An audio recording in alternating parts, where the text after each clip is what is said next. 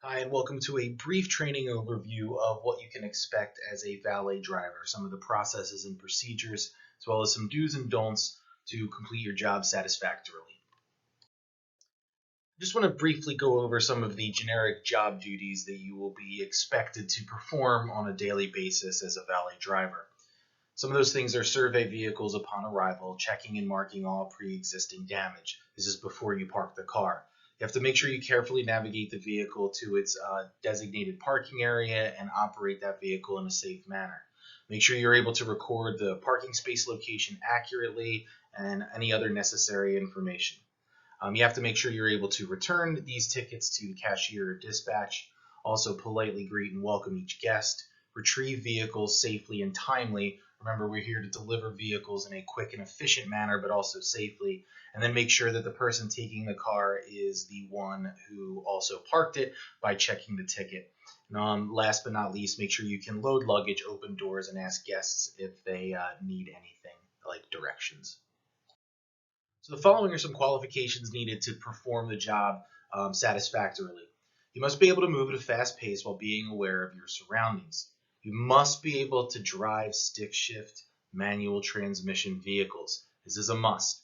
You have to be 18 years of age or older and also have a valid driver's license in the state your property is located in. You have to have a clean criminal background, clean motor vehicle record, and must be able to pass a drug test, which must be maintained at all times. If any of these change at any reason, it is your responsibility to notify management of these changes. You must be available to work weekends and holidays. These are some of the busiest times in this industry. You must be able to communicate effectively with guests in English, specific to position duties and responsibilities. You have to be able to be on your feet for 8 to 10 hours at a time and must have the ability to lift up to a maximum of 50 pounds and work in any weather conditions. If these qualifications do not meet things that you can accomplish, please let a supervisor or manager know, or if they change at any time, do the same. So there are primarily two tasks as a valet driver, which is essentially parking and retrieving vehicles. We are going to discuss first the act of parking a vehicle when a customer enters the property. The first person they see is a greeter or ticket issuer who will address the customer and leave a ticket, which looks like the yellow one on the right hand side, for the valet driver to complete. So when you are seeing a car that needs to be delivered to the garage, you're going to take that ticket from inside the vehicle and you're going to fill out all of the relevant fields. On the front, there are things like license plate number and state, and your name would go under the associate portion of the ticket. The name might also already be filled in with the customer's name, which would be given to the greeter. On the back of the ticket on the right-hand side, you're going to see a sample car, in which case you walk around the car completely and survey the vehicle. You have to check for things like dents, scratches, scrapes, any sort of markings on the car, on the rims, fender, that would indicate any sort of pre-existing damage. You're also going to check off whether or not this car uses a key fob, which is a keyless access point for a vehicle to be started, and without it, the vehicle cannot. And there are also on the back of the ticket lines for any sort of other notes that may be important. For example, any sounds that come from the vehicle, mechanical issues like a broken window roller, or anything that's in plain sight like valuables that you just want to ensure are noted when you are parking that car. Another quick note about tickets and their color. You may see different various colors of tickets depending on the type of guest, VIP, daily, hotel guests. These colors vary by property. So you will discuss with your colleagues and your supervisor and manager the specific colors and how they actually relate to the type of guest, because that is important when identifying the guest you're delivering to and taking care of. Once you've filled out all the relevant information on the ticket, it's ready now to be pulled into the garage for parking. Now, when you go to drive from the port to the garage, you have to make sure you drive with care and caution. You cannot speed. There is no reckless driving, and you have to make sure you obey all the rules of the road, even within the property. If there are yield signs, yield. If there are stop signs, stop, and any sort of posted speed limits. Regardless, no reckless driving in a customer vehicle. So you might encounter things like oversized vehicles. In different locations and different properties, there are separate garages and lots for these oversized vehicles. You have to make sure that you determine with the managers and supervisors the specifics prior to driving any sort of vehicles that look larger. Extended SUVs, anything that might not fit inside the property's garage. As always, ask someone if you are unsure. You always park these cars in the size appropriate location. If you do not, and you take an oversized vehicle into one of the normal lots or garages, it may cause damage to that vehicle. To enter the garage, you are going to use both the yellow ticket and also your access badge to gain entry into that garage. It ties your identification to the car you are parking.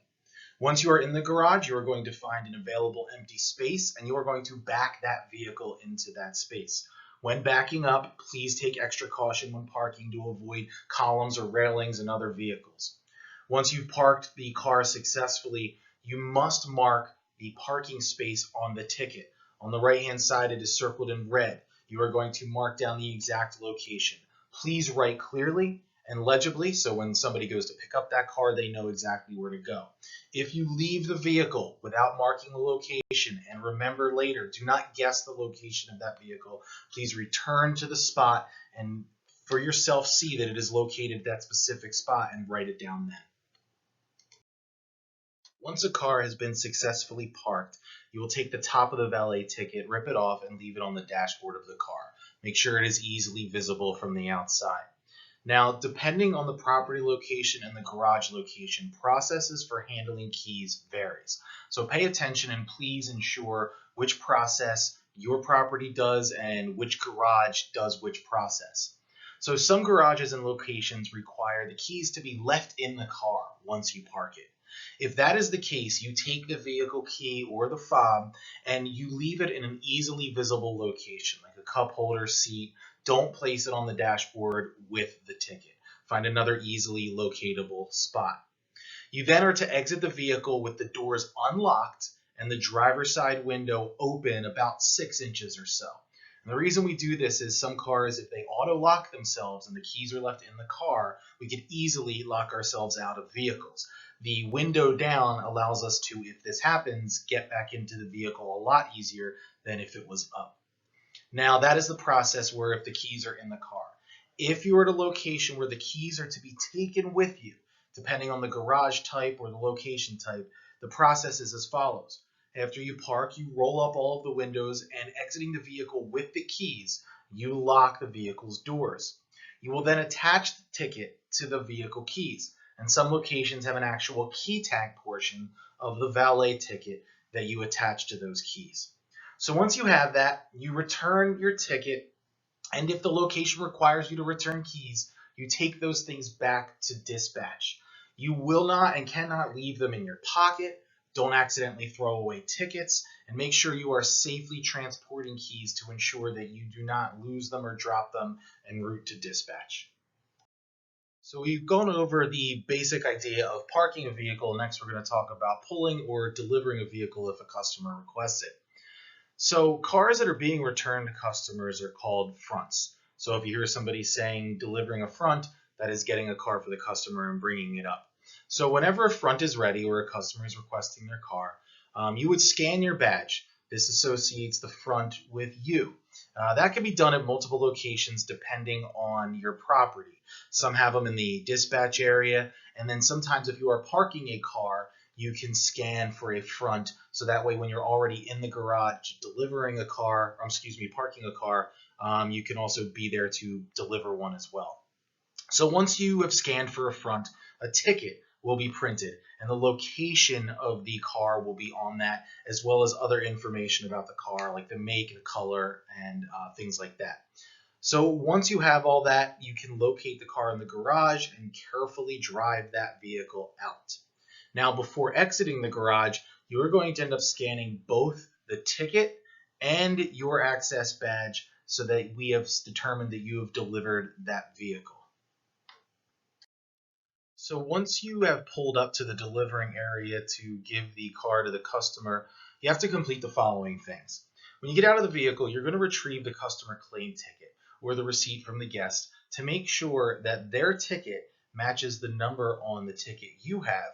That will easily show you that this is the customer that is claiming that vehicle.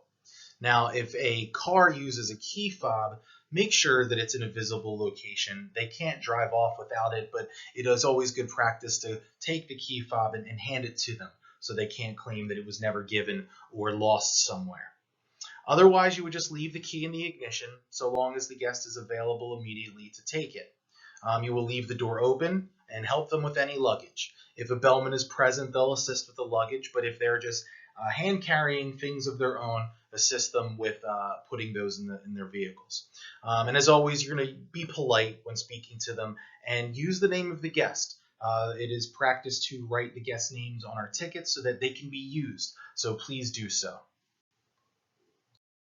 Now, there will be instances where you go to deliver the vehicle and the customer is not present to take their car.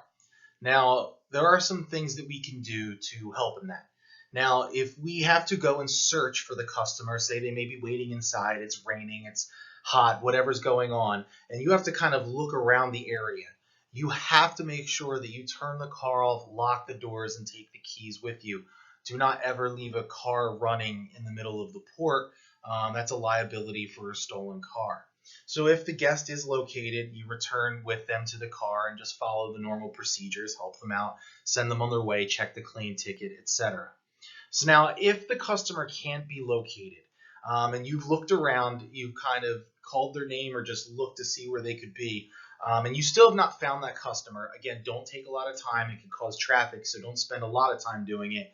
What you're going to do is you're going to take that vehicle and park it away from exiting traffic flow. Once you've done that, you lock the car, you take the keys, and you return it to the dispatch with the valet ticket. You inform dispatch of what has happened. From there, the car can be left when the customer comes to claim their car. They can drive away. If it is an extremely long time, it may be reparked. But bottom line is, never leave a car running in the port when you are not there, and park it away from traffic flow if you need to leave the vehicle, and take the keys and lock the door. So what we discussed involves incidents that could commonly happen when delivering a car, but I'm going to rewind a little bit. And when you go to pull or deliver a car to begin with, to go locate that vehicle, there are times when the location does not match up with the actual car you're retrieving. It happens. Cars get misparked, they get moved, and then it's not updated in the system. So there will be instances where you cannot find a car. So there are some processes and procedures to follow when this is the case. So what you're going to do is you're going to use your front ticket to identify some of the aspects of the vehicle, the license number, the type of car, and you're just going to search in the immediate area. Somebody might have wrote down 13, but they meant 23. So if you can make some logical connections to where the car may be, that is your best bet to locating that car. And you're always going to want to identify what's on the ticket and then ultimately what's on the dash. There might be a car with the same make and color, but it might not be the exact car you're looking for. So don't just trust that. Make sure you're matching it up. So looking in the surrounding area is always good. However, after a reasonable amount of time, say a few minutes, you still can't locate that car, you have to return to dispatch and get the hard copy of that ticket. You're going to want to make sure that what's on the printed ticket is what was entered by the parking valet driver. Maybe it was misentered into the system.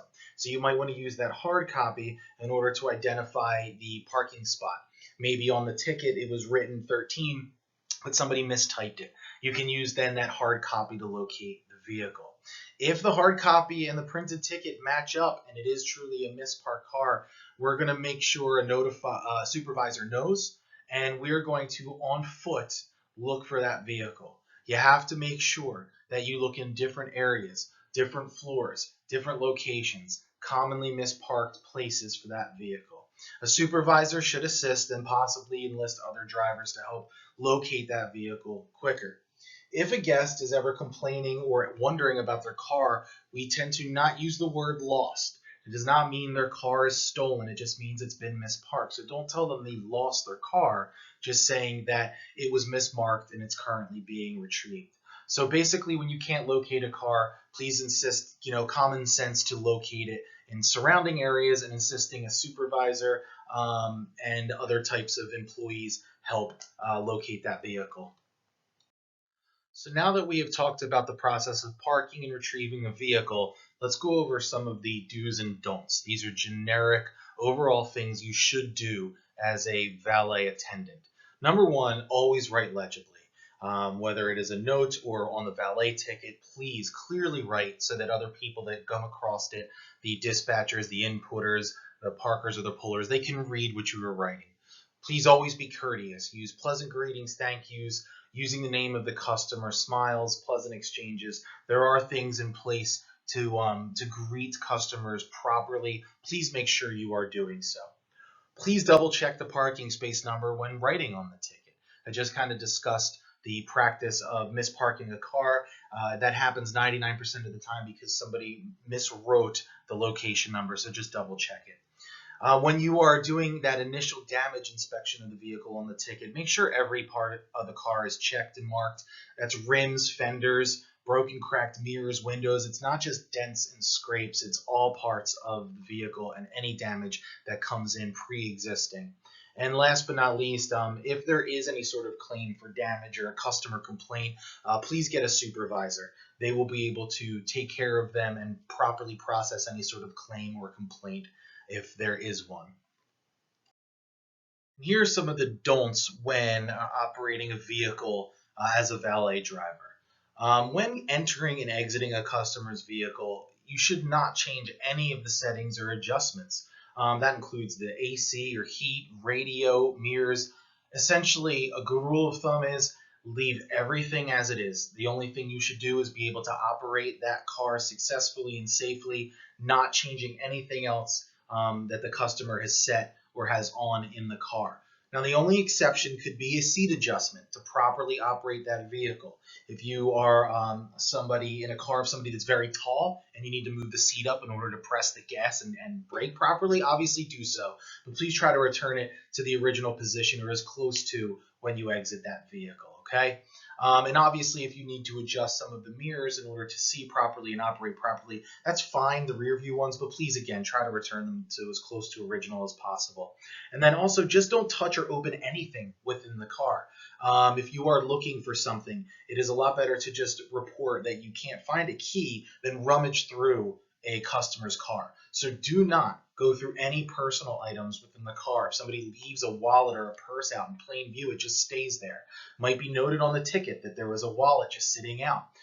You don't want to be responsible if that goes missing. Don't open up any consoles or glove boxes. Don't unplug any chargers or wires or turn on or off any dash cams. Anything that is within the car, do not adjust or touch.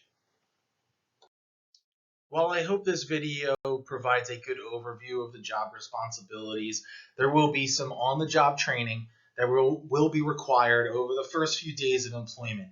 And what you see in front of you is a variation thereof of some of the things that you will be doing as working with another employee. Somebody that has been with the company quite some time and has a good grasp of all the things that you need to perfect before you start without any sort of assistance or supervision. So just so you know, this video hopefully kind of gives you a good idea of what to expect. There will be some on-the-job things that you need to accomplish that maybe this video didn't go into detail about. And then that's a time where you can answer questions or go over anything that might be confusing to you. So thank you again. Your attention is greatly appreciated. If you have any questions or concerns with anything you read or heard within this presentation, please see a supervisor or manager, and they'll be able to address those concerns or questions. Thanks again.